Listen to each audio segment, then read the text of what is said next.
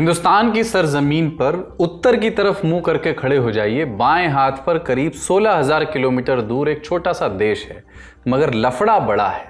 छोटे से देश का सबसे ताकतवर मुल्क से झगड़ा है। वर्तमान में सिर्फ बयान है, धरातल पर बयान उतरा तो भविष्य में घमासान है। हमने दर्जनों दफे सुना कि अगला विश्व युद्ध पानी की वजह से होगा, मगर पानी के रास्ते पर कोई बवाल हो जाए तो क्या कीजिए। इतिहास भूगोल के विद्यार्थी रहे हैं तो स्वेज और पनामा जैसी नहरों के बारे में आपने पढ़ा होगा। रीलों के चस्कार्थी हैं तो बड़े मालवाहक जहाज़ों को पतले से रास्ते पर पानी की लिफ्ट से ऊपर नीचे जाते हुए देखा होगा। कहानी ऐसे ही एक रास्ते की है। आज से लगभग 100 बरस पहले 56,000 मजदूरों ने मिलकर के पनामा में 80 किलोमीटर लंबी जमीन खोदी और 2 महासागरों को मिला दिया। इस तरह वजूद में आई पनामा नहर। ये नहर अमेरिका ने बनाई थी ताकि उसके जहाज़ों को समंदर में लंबा रास्ता न तय करना पड़े। 1977 में अमेरिका ने इस नहर का नियंत्रण पनामा को दे दिया था। हालांकि अमेरिका के जहाज़ अब भी उस नहर का इस्तेमाल कर रहे थे, बस पनामा कम पैसों में उसे ये नहर इस्तेमाल करने दे रहा था। इतिहास से वर्तमान में आते हैं। कट टू 22 दिसंबर 2024। अमेरिका के प्रेसिडेंट इलेक्ट डोनाल्ड ट्रंप ने कहा है कि हम पनामा नहर पर वापस कब्जा कर सकते हैं। पनामा हमसे हद से ज्यादा पैसा चार्ज कर रहा है। हमने इस नहर का नियंत्रण पनामा को दिया था, न कि चीन और न ही किसी अन्य देश को, मगर वो बाज नहीं आया तो हम पूरी नहर पर कब्जा कर लेंगे। ये बात उन्होंने 22 तारीख को अपने social media platform truth social पर लिखी। उसी शाम वो अमेरिका के फिनिक्स शहर में एक सभा को संबोधित कर रहे थे, वहां भी यही बात उन्होंने दोहराई। उसको भी सुन लीजिए। The United States has a big and vested interest in the secure, efficient and reliable operation of the Panama Canal, and that was always understood when they gave it to Panama. Can you believe that? Operation, but it was given to Panama and to the people of Panama, but it has provisions. You got to treat us fairly, and they haven't treated us fairly. If the principles, both moral and legal, of this magnanimous gesture of giving are not followed, then we will demand that the Panama Canal be returned to the United States of America in full, quickly and without question. इस पर अब Panama की तरफ से भी प्रतिक्रिया आई है। वहां के राष्ट्रपति बोले कि यह नहर हमारी है, इस पर कोई और देश नियंत्रण नहीं कर सकता। 20 जनवरी को डोनाल्ड ट्रंप राष्ट्रपति पद की शपथ लेने वाले हैं। उससे पहले ही वो कई देशों से पंगे ले चुके हैं। कुछ दिन पहले उन्होंने भारत, कनाडा, चीन, मेक्सिको जैसे देशों पर टैरिफ लगाने की बात कही थी और अब पनामा को धमकी दी है। इससे पनामा और अमेरिका के बीच तनाव बढ़ गया है। तो आज के शो में हम जानेंगे पनामा नहर की पूरी कहानी क्या है, इसको लेकर के अमेरिका और पनामा के बीच विवाद क्या है और क्या डोनाल्ड ट्रंप वाकई इस नहर पर कब्जा कर लेंगे। नमस्ते, मैं हूं कुलदीप और आप देख रहे हैं लल्लन टॉप का अंतर्राष्ट्रीय खबरों का रोजाना का कार्यक्रम दुनियादारी, जहां आज चर्चा पनामा नहर की।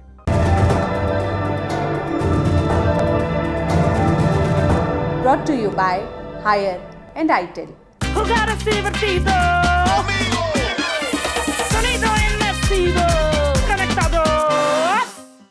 सबसे पहले कुछ बुनियादी बातें जान लीजिए। हमारी धरती की सतह का लगभग 70% हिस्सा पानी है, जबकि 30% में ज़मीन है। इसी ज़मीन पर लगभग 800 करोड़ लोग रहते हैं। वे अपनी ज़रूरतों के लिए एक दूसरे पर निर्भर हैं, खाने पीने से लेकर के कपड़े, दवाइयों, कारों, गैजेट्स आदि इत्यादि तक। यहाँ पर एक अलग किस्म की असमानता दिखती है। हर किसी देश के पास उसकी ज़रूरत का पूरा सामान नहीं है और ना वो उसको बना सकता है। मसलन मिडिल ईस्ट में कच्चे तेल और नेचुरल गैस का भंडार है, मगर वहाँ पर्याप्त खेती नहीं होती। ताइवान टेक्नोलॉजी की फील्ड में आगे है, मगर कच्चे तेल और अनाज के लिए उसकी निर्भरता दूसरे देशों पर है। भारत के पास पर्याप्त अनाज है, मगर पेट्रोलियम और गैस वो दूसरे देशों से मंगाता है। इसलिए ज्यादातर देश एक दूसरे के साथ सामानों का आयात निर्यात करते हैं। ये आयात निर्यात होता कैसे है?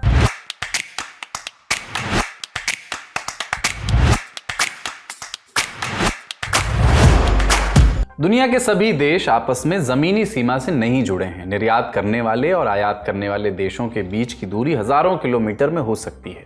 तो एक रास्ता तो यह है कि साहब सामान को हवाई जहाज से भेजा जाए, मगर हवाई जहाज के जरिए बल्क सप्लाई नहीं की जा सकती। दूसरी बात, बहुत सारे ऐसे सामान होते हैं जिन्हें हवाई जहाज के जरिए नहीं भेजा जा सकता, जैसे कि कच्चा तेल या लौह अयस्क या गैस जैसी चीजें। तीसरी और सबसे जरूरी बात कि हवाई रास्ता जो है वो काफी महंगा पड़ता है। ऐसे में पानी वाला रास्ता बेहतर विकल्प है। इस पानी का एक बड़ा हिस्सा समंदरों में है। ये समंदर महाद्वीपों को एक दूसरे से अलग करते हैं, लेकिन यही उनको जोड़ते भी हैं। दरअसल इन्हीं समंदरों से दुनिया का लगभग 90% आयात निर्यात होता है। जब आप नक्शे पर देखें तो कहीं कहीं पर आपको दो बड़े समुद्रों के बीच जमीन दिखेगी। महीन जमीन के टुकड़े से जुड़े समुद्र, उस टुकड़े की वजह से जहाज़ों की आवाजाही नहीं हो सकती, फिर उन्हें बहुत ज़्यादा घूम करके आना जाना करना पड़ता है। दूरी बढ़ी तो समय बढ़ा, समय बढ़ा तो खर्च बढ़ा, जिसका भार अंत में आम लोगों को ही उठाना पड़ता है। तो इंसानों ने इसके हल के लिए नहरें बनानी शुरू कर दी। अब तक लगभग दर्जन भर ऐसी नहरें बन चुकी हैं पूरी दुनिया में। ऐसी ही एक नहर है पनामा नहर, जिसकी आज हम चर्चा कर रहे हैं। ये वीडियो आप देखिए। पनामा नहर बनने के पहले अमेरिका को अपना सामान एक शहर से दूसरे शहर पहुंचाने के लिए समंदर में इतना लंबा रास्ता तय करना होता था। अगर उसे न्यूयॉर्क से सामान सैन फ्रांसिस्को भेजना हो तो पूरा साउथ अमेरिका कॉन्टिनेंट का रास्ता पार करना पड़ता था। पानी का रास्ता इसलिए चुना गया था क्योंकि उस समय अमेरिका में सड़कों का रास्ता उतना मजबूत नहीं था, वो ट्रांसपोर्ट बहुत महंगा पड़ता। बहरहाल इसी समस्या को निपटाने के लिए 1914 में अमेरिका ने पनामा में जाकर के एक नहर बनाई। उसके बाद अमेरिका के कार्गो शिप्स इस रास्ते से होकर के जाने लगे, यहां से गुजरने लगे। इसमें समय और पैसे दोनों की बचत हुई। लेकिन पनामा नहर इतनी आसानी से नहीं बनी थी। इसमें कई देशों का प्रयास था, राजनीति थी। फ्रांस ने भी यहां नहर बनाने की कोशिश की थी, लेकिन पैसों की कमी से वो प्रोजेक्ट बीच में ही छोड़ करके चला गया। 80 किलोमीटर लंबी जमीन खोद करके दो समंदर जोड़ना कोई आसान बात नहीं थी। फिर कैसे बनी पनामा नहर? 1869 में स्वेज नहर बनकर के तैयार हुई। ये हिंद महासागर यानी इंडियन ओशियन और भूमध्य सागर यानी मेडिटेरियन सी को जोड़ती है। इससे यूरोप और एशिया के बीच की दूरी लगभग हजारों किलोमीटर तक कम हो गई, घट गई। इसी की तर्ज पर पनामा नहर बनाने की शुरुआत हुई। स्वेज नहर बनाने में एक फ्रांसीसी इंजीनियर फर्डिनेंड डी लेसेप्स की अहम भूमिका थी, इसलिए उसने ही पनामा नहर बनाने का प्रपोजल दिया। बात आगे बढ़ी। फर्डिनेंड ने इसके लिए कंपनी बनाई। फ्रांस की सरकार इस प्रोजेक्ट में इन्वेस्ट करने को तैयार हुई। काम शुरू हुआ, लेकिन 1889 में ही फ्रांस ने यहाँ काम बंद कर दिया। इसकी दो बड़ी वजह थी। पहली थी पैसे की कमी। इस प्रोजेक्ट में अथाह पैसा खर्च हो रहा था, रिटर्न आने में कई साल लग जाते। फ्रांस की सरकार ने खर्चा उठाने से मना कर दिया। और दूसरी वजह थी बीमारी। पनामा नहर बनाने के लिए भयानक घने जंगलों की कटाई की जानी थी। फ्रांस के हजारों मजदूर यहाँ काम कर रहे थे। इन जंगलों में मच्छर और दूसरे जहरीले जंतु थे। इसकी वजह से फ्रांस के लगभग 20,000 मजदूर मारे गए। अब अमेरिका की नज़र इस प्रोजेक्ट पर पड़ी इसके बाद, लेकिन पनामा की सरकार नहीं चाहती थी कि अमेरिका उनके यहाँ नहर बनाए। उस समय पनामा कोलंबिया के कंट्रोल में था, इसलिए अमेरिका ने यहाँ तख्ता पलट करवा दिया और 1903 में पनामा एक आज़ाद मुल्क बन गया। पनामा के नए निज़ाम ने अमेरिका को नहर बनाने की इजाज़त दे दी, क्योंकि वो बना ही अमेरिका के रहमो करम पर था। अमेरिका ने इसी साल नहर बनाने का काम शुरू किया। उसके भी हजारों मजदूर मच्छरों की वजह से मारे गए।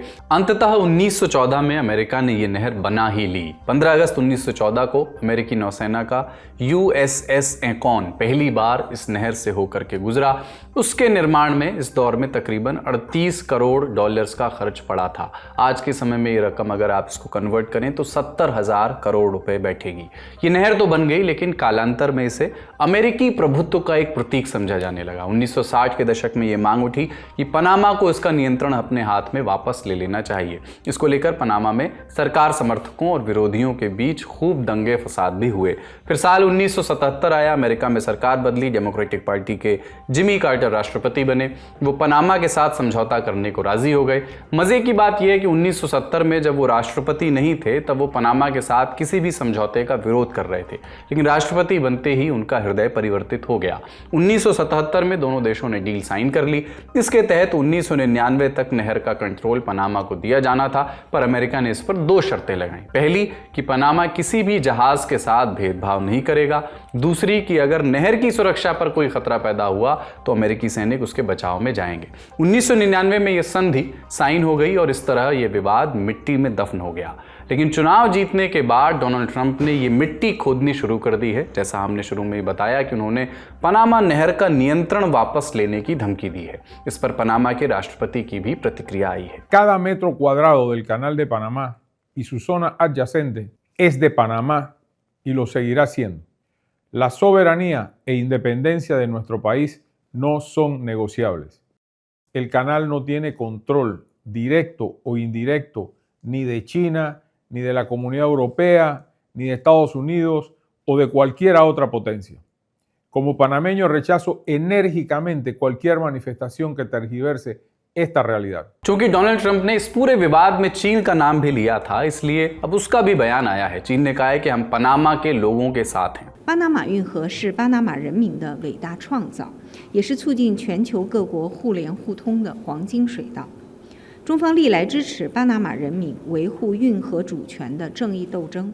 हमने इस विवाद में अमेरिका की सुनी, पनामा की सुनी, थर्ड पार्टी चीन की भी सुनी, लेकिन अब वक्त है जानकारों की सुनने का जो डोनाल्ड ट्रंप की तरफ से हुए दावों का सत्य बता रहे हैं। ट्रंप ने दावा किया है कि जिमी कार्टर ने पनामा नहर का सौदा $1 में किया था। सच क्या है?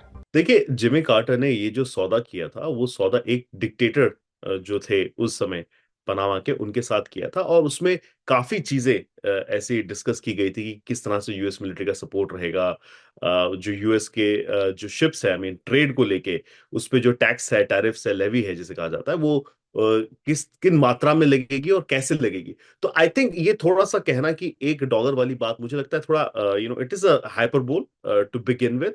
लेकिन हाँ, ये बात जरूर है कि जो अमेरिका ने जिस तरह का इन्वेस्टमेंट वहां पे किया था with terms of making sure कि वहां पे कम्युनिस्ट चाइना ना आ पाए, या वहां पे जो है अमेरिका की जो हम कह सकते हैं पकड़ रहे पनामा कैनाल पे, क्योंकि बहुत इंपॉर्टेंट है, ये लोगों को समझना बहुत इंपॉर्टेंट है कि ट्रेड के हिसाब से अमेरिका ने करीब 125 साल पहले ये डिसाइड किया था कि वो पनामा कैनाल बनाएंगे, टू मेक श्योर कि वहां पे ट्रेड जो है वो कंट्रोल कर पाए अमेरिका। तो कहीं ना कहीं मुझे लगता है कि जिमी कार्टर ने जब ये डील की थी, he was thinking about that broad perspective, और technically they transferred over the ownership of Panama Canal to Panama. तो ये थोड़ा सा एक हाइपरबोल है, मुझे लगता है ट्रम्प की तरफ से कहना है कि हमने तो ऑलमोस्ट दान में जो है ये डील कर ली थी। That's not true. Donald Trump ने अपने ट्रूथ सोशल वाले पोस्ट में चीन का नाम लिया है। उन्होंने ऐसा क्यों किया? क्या चीन पनामा नहर पर प्रभाव बढ़ाना चाहता है? उसका इस विवाद में क्या स्टेक है? देखिए, पनामा कैनाल जो है इट अलाउज, ये बहुत लोगों को समझना इंपॉर्टेंट है कि it allows for the trade route America में, नॉर्थ और साउथ अमेरिका जो कॉन्टिनेंट्स है उसको लेके, इट्स वेरी इंपॉर्टेंट। चाइना ने पहले भी कोशिश की थी ड्यूरिंग आई थिंक 80s कि वो पनामा कैनल पे और सदर्न अमेरिकन कंट्रीज उस पर अपना प्रभाव बनाए। Again Y? क्योंकि चाइना का जो है गुड्स का ही मतलब बेसिकली मैन्युफैक्चरिंग इन चाइना का ही सबसे बड़ा बिजनेस है, राइट? तो उनके लिहाज से अगर उनके गुड्स पे, अगर उनके जो भी वहां से ट्रेवल कर रही हैं शिप्स, उस पे अगर कम चार्ज होगा, so it will obviously be more profitable toward the Chinese. America की ये रणनीति रही है हमेशा से कि they want to be the policeman of the Panama canal. तो अब डोनाल्ड ट्रंप बार बार ये कह चुके हैं, टैरिफ को लेके उन्होंने बार बार बात कही है कि हम चाइना पे रेसिप्रोकल टैरिफ्स लगाएंगे। वो नहीं चाहते कि कहीं से भी ये जो कॉस्ट है वो ऑफसेट कर पाए चाइना। अगर उसका इन्फ्लुएंस बढ़ जाता है वहां सदर्न अमेरिकन कंट्रीज में, पनामा में, तो अगर वो कोई डील सौदेबाजी कर सकते हैं जहां से उनके ऊपर प्राइसेस कम लगे, वो जो शिप्स वहां से जा रही है, जो गुड्स वहां से जा रहे हैं उसके ऊपर। सो आई थिंक डोनाल्ड ट्रंप की ये कोशिश है कि वो अगर टैरिफ लगाते हैं चाइना के ऊपर, तो रेसिप्रोकल टैरिफ जो लगाते हैं चाइना के ऊपर, तो वो ऑफसेट चाइना ना कर पाए, इसीलिए वो ये कह रहे हैं। और देखा भी गया है इन द पास्ट, किसी थोड़ी बहुत ही जो सदर्न अमेरिकन कंट्रीज है, यहाँ पे इन्फ्लुएंस जो है can be bought through money, through political convenience और ये सारी चीजें। तो it could be emerging threat for America in the long run. इसलिए डोनाल्ड ट्रंप ने चाइना का नाम लिया और ये कहा है कि हम सिक्योर करना चाहते हैं। और कहीं ना कहीं देखिए, मुझे याद है कि जब 2015 में भी उन्होंने चाइना का नाम लिया था, तब लोगों को लगा था कि कैसी बात करें डोनाल्ड ट्रंप, एडवर्सरी वाली बातें और ये सारी बातें। लेकिन आपने देखा कि बाइडेन ने भी वही पॉलिसीज आगे बढ़ाई। तो कहीं ना कहीं इसमें थोड़ी बहुत I think there has to be component of intelligence, जहां पे शायद ऐसा हो सकता है कि ही नोज और ही इज अवेयर कि चाइना वहां पे एक्सप्लॉइट कर रहा है चीजों को और डोनाल्ड ट्रंप उसको रोकना चाहते हैं। क्या डोनाल्ड ट्रंप वाकई पनामा नहर पर वापस कब्जा करने के लिए सैनिक भेज सकते हैं? उनके इस बयान को क्या गंभीरता से लिया जाना चाहिए? क्योंकि ट्रंप ही कहीं अपनी कही हुई बात से पलटने के लिए माहिर हैं और जो नहीं कहा है वो भी कर सकते हैं, अनएक्सपेक्टेड पॉलिटिक्स करते हैं। देखिए, ट्रंप बहुत ज्यादा पावरफुल मैंडेट के साथ है। ऑल्दो हमने देखा 2 दिन पहले ही देखा कि उनकी खुद की पार्टी के लोगों ने उनकी डिमांड को नहीं माना कैपिटल हिल पे, और ये इसी तरह से अमेरिकन गवर्नमेंट फंक्शन करती है। लेकिन एक एरिया जो है जहां पे एक प्रेसिडेंट का ऑलमोस्ट आप कह सकते हैं फुल कंट्रोल होता है, वो होता है फॉरेन पॉलिसी। और इसलिए आपने देखा होगा कि जितने भी अमेरिकी प्रेसिडेंट्स रहे हैं, उनका मापदंड यूजुअली मेजरमेंट जो होता है उनकी फॉरेन पॉलिसी को लेके भी होता है, क्योंकि वहां पे उन्हें ज्यादा बिल्स और कैपिटल हिल और सेनेट की मंजूरी की जरूरत नहीं होती। तो ये कहना कि वो पलट जाते हैं, हाँ मैं कहता हूँ डोमेस्टिक चीजों में हमने 2 दिन ही पहले देखा, उन्होंने कहा डेप्ट सीलिंग जो है उसको रेस कर दीजिए और जो नहीं करेगा हम उससे प्राइमरी करेंगे, and then he had to cave back in and just go with whatever his party decided to do। लेकिन जहां तक फॉरेन पॉलिसी की बात आती है, मुझे लगता है उनका एक यूनिफाइड और यूनिफॉर्म अप्रोच रहेगा। पनामा कैनल में सैनिक भेजने की बात देखिए, ये हमने देखा है कि डोनाल्ड ट्रंप इस तरह से यूजुअली निगोशिएट करते हैं। वो उन्हें जब भी कुछ चाहिए होता है तो वो एकदम एक्सट्रीम पॉइंट पे चले जाते हैं, और वहां से वो नेगोशिएट करते करते he tries to get as much as he can। तो मुझे लगता है कि he is trying to set the tone right now। जैसा कि उन्होंने वो कनाडा को लेके भी मजाक कर रहे हैं कि हम उसे 51st स्टेट बना देंगे कनाडा को, विच वो हंसी मजाक में वो बातें कह रहे हैं, लेकिन कहीं ना कहीं somewhere he knows he wants something from the Canadians. इसलिए हमने देखा कि कनाडा के प्राइम मिनिस्टर जो है वो तुरंत उनसे मिलने पहुंच गए थे अगले दिन मारो लागो में। तो this is a strategy that Trump uses to get to जहां पे वो चाहते हैं कि जो अपोजिंग पार्टी है वो उनकी बात माने।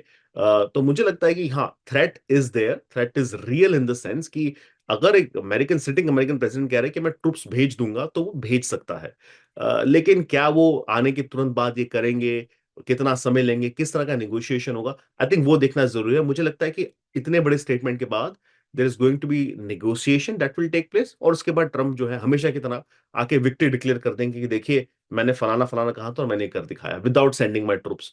तो आई थिंक एक कहीं ना कहीं नेगोशिएशन स्ट्रेटेजी है ट्रम्प की, लेकिन सीरियसली लेना जरूरी है क्योंकि he is going to be the president of America starting January 20, जो बहुत लोगों ने नहीं सोचा था। ये थी हमारी लीड स्टोरी। अब सुर्खियों की बारी। पहली सुर्खी आई है सीरिया से।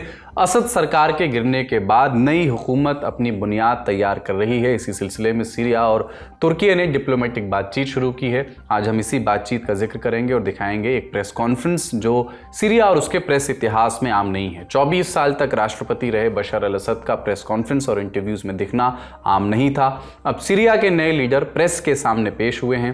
खैर, भूमिका यहीं तक। अब खबर पर लौटते हैं। तुर्की के विदेश मंत्री हकान फिदान और सीरिया की नई हुकूमत के मुखिया अहमद अल शरा की मुलाकात हुई है। अहमद अल शरा नाम सुनकर के कंफ्यूज हों आप, इसके पहले बता दें कि आप सीरिया में विद्रोही गुटों के लीडर अबू अल मोहम्मद अल जुलानी को जानते होंगे। उनका ही असल नाम है अहमद अल शरा। दोनों लीडर्स की मुलाकात सीरिया की राजधानी दमिश्क में हुई। फिदान ने उन्हें सत्ता हस्तांतरण और सीरिया के पुनर्निर्माण में मदद करने का वादा किया। इस दौरान दोनों लीडर्स ने एक संयुक्त प्रेस कॉन्फ्रेंस की। उसमें क्या क्या कहा वो पॉइंटर्स में समझिए। हकान फिदान ने कहा कि हम आपके साथ खड़े हैं, सीरिया के बुरे दिन पीछे छूट गए और अच्छे दिन हमारा इंतजार कर रहे हैं। दोनों लीडर्स ने अंतर्राष्ट्रीय समुदाय से सीरिया पर लगे सैंक्शंस, पाबंदियां भी हटाने की मांग की। इसके अलावा सीरिया में नए संविधान की जरूरत पर बात हुई। इजराइल की ओर से सीरिया की संप्रभुता पर हमले की भी बात हुई। हकान फिदान ने कुर्दों के विद्रोही समूह YPG से हथियार छोड़ने की भी अपील की। दरअसल इस दौरान YPG और सीरिया समर्थित लड़ाके उत्तर पूर्वी सीरिया में लड़ रहे हैं। तुर्की YPG को कुर्दिस्तान वर्कर्स पार्टी PKK का एक्सटेंशन मानता है। PKK को तुर्की ने आतंकी संगठन घोषित किया हुआ है। PKK कुर्द लोगों के लिए एक अलग मुल्क कुर्दिस्तान बनाने की मांग करती है, जिसमें तुर्की का दक्षिण पूर्वी इलाका, उत्तरी सीरिया और उत्तर पश्चिमी ईरान शामिल है। अहमद अल शरा ने यह भी कहा कि अलग अलग विद्रोही गुटों को सीरियन आर्मी में मिला लिया जाएगा।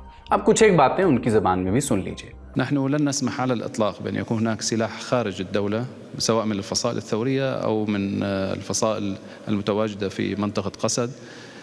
يجب إنهاء هذا الملف بأقصى سرعة ممكنة لأنه السلاح المنفلت في الدولة هو الذي يؤدي إلى اضطرابها وإلى عدم استقرار أمنها. Değerli basın mensupları, İsrail'in mevcut ortamdan faydalanarak Suriye'nin topraklarını gasp etmesine de kesinlikle müsamaha gösterilemez. İsrail, Suriye'nin egemenliğine ve toprak bütünlüğüne saygı göstermeli, bölgesel güvenliği daha fazla riske atmamalıdır. Uluslararası toplum, İsrail'in hukuksuz eylemlerine karşı somut bir tepki ortaya koymalıdır. अगली सुर्खी रूस से जुड़ी है। रूसी राष्ट्रपति Vladimir Putin ने Ukraine को चेतावनी दी है। ये चेतावनी रूस पर हुए ड्रोन अटैक के बाद आई है। 21 दिसंबर को रूस के कजान शहर पर कुल 7 ड्रोन्स दागे गए थे। इनमें से 6 रिहायशी इमारतों से टकराए और 7वां एक औद्योगिक इमारत से। इस हमले में किसी के हताहत होने की खबर नहीं आई। हालांकि 3 लोग इन इमारतों के टूटे शीशों से घायल हो गए। रूस ने इसके लिए यूक्रेन को जिम्मेदार ठहराया था, लेकिन यूक्रेन की तरफ से अब तक कोई जवाब नहीं आया है। अगली सुर्खी प्रधानमंत्री नरेंद्र मोदी के कुवैत दौरे से जुड़ी हुई। 22 दिसंबर को प्रधानमंत्री 2 दिनों का उनका जो कुवैत का दौरा था वो समाप्त हुआ। 43 साल बाद कोई भारतीय प्रधानमंत्री कुवैत दौरे पर गया था। इसके पहले 1981 में तत्कालीन प्रधानमंत्री इंदिरा गांधी कुवैत गई थी। इस दौरे पर क्या क्या हुआ, पॉइंटर्स में जानिए। पीएम मोदी और कुवैत के अमीर शेख मशाल अल अहमद अल सबा के बीच द्विपक्षीय बातचीत हुई। दोनों लीडर्स ने इंफॉर्मेशन टेक्नोलॉजी, फिनटेक, इंफ्रास्ट्रक्चर और सुरक्षा के क्षेत्र में साझेदारी बढ़ाने की बात कही। प्रधानमंत्री मोदी को कुवैत के सर्वोच्च सम्मान से नवाजा गया। उन्हें द ऑर्डर ऑफ मुबारक अल कबीर से सम्मानित किया गया। 21 दिसंबर को पीएम मोदी ने भारतीय समुदाय के लोगों से मुलाकात की। इसके अलावा उन्होंने कुवैत में भारतीय कर्मचारियों के कैंप का दौरा भी किया। कुवैत की 21% जनसंख्या भारतीय है। 22 दिसंबर को प्रधानमंत्री नरेंद्र मोदी भारत के लिए रवाना हुए। इस दौरान कुवैती प्रधानमंत्री अब्दुल्लाह अल अहमद अल सबा उन्हें एयरपोर्ट तक छोड़ने भी आए। एक आखिरी अपडेट बांग्लादेश से जुड़ा है। बांग्लादेश की तरफ से एक बार फिर उनकी पूर्व प्रधानमंत्री शेख हसीना को वापस भेजने की मांग उठी है। इस बार ये मांग बांग्लादेश के फॉरेन अफेयर्स एडवाइजर तौहीद हुसैन ने की है। इससे पहले भी बांग्लादेश की सरकार और बांग्लादेश की नेशनलिस्ट पार्टी जो BNP पार्टी है उसकी तरफ से ऐसी बातें कही जाती रही हैं। आज के दुनियादारी में इतना ही। कल फिर मुलाकात होगी आपसे, इसी उम्मीद के साथ विदा लेते हैं। नमस्ते, शुभ रात्रि।